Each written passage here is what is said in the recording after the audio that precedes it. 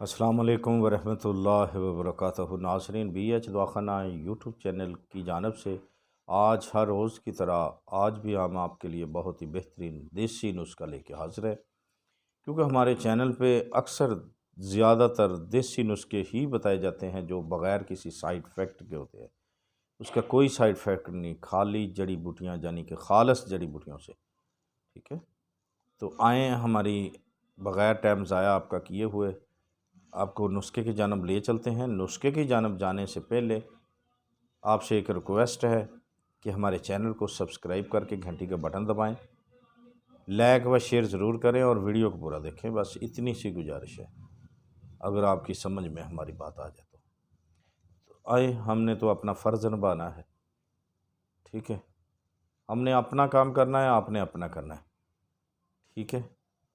اگر آپ نیکی کرنا جانتے ہیں تو نیکی کریں گے، اگر نہیں کرنا جانتے تو نہیں کریں گے۔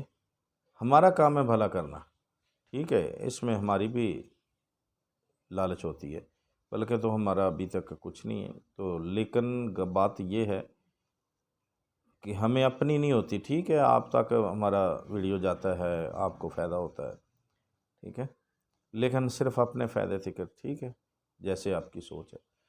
تو آج کا ہمارا نسخہ ہے، رائی لینی ہے آپ نے 5 تولے، سرخ مرچ لینی ہے آپ نے 5 تولے، ٹھیک ہے۔ اس کا کیا کرنا ہے، اس کو اچھی طرح جانی کہ آپ نے باریک کر لینا ہے۔ مرچ بے شک آپ اچھے والی لے لیں، جس میں رنگ وغیرہ نہ ڈالا ہونے، تو گھر پہ سا لیں۔ تو کالی مرچ کے برابر اس نے گولیاں بنانی ہیں آپ نے، رائی اور سرخ مرچ گولیاں بنانی ہیں۔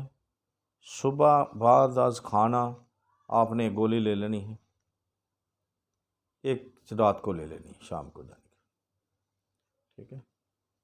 یہ میدے کے لیے ہے اور اکثیر میدہ ہے، یہ آپ سوچ نہیں سکتے،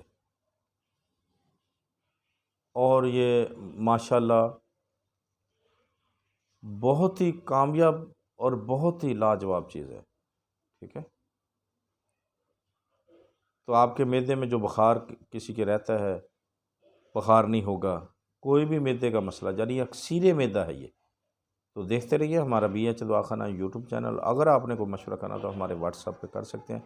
ارے بھائی، ایک بات ضرور کرنی ہے آپ سے، آپ ہم سے نمبر مانگتے ہیں، بھائی ہمارے چینل پہ نمبر لکھا ہوا ہے، لیکن مسئلہ یہ ہے کہ آپ نے کبھی غور ہی نہیں کی، بلکہ 2 نمبر لکھے ہوئے ہیں، ایک نہیں ہے، تو لیکن آپ توجہ ہی نہیں کرتے۔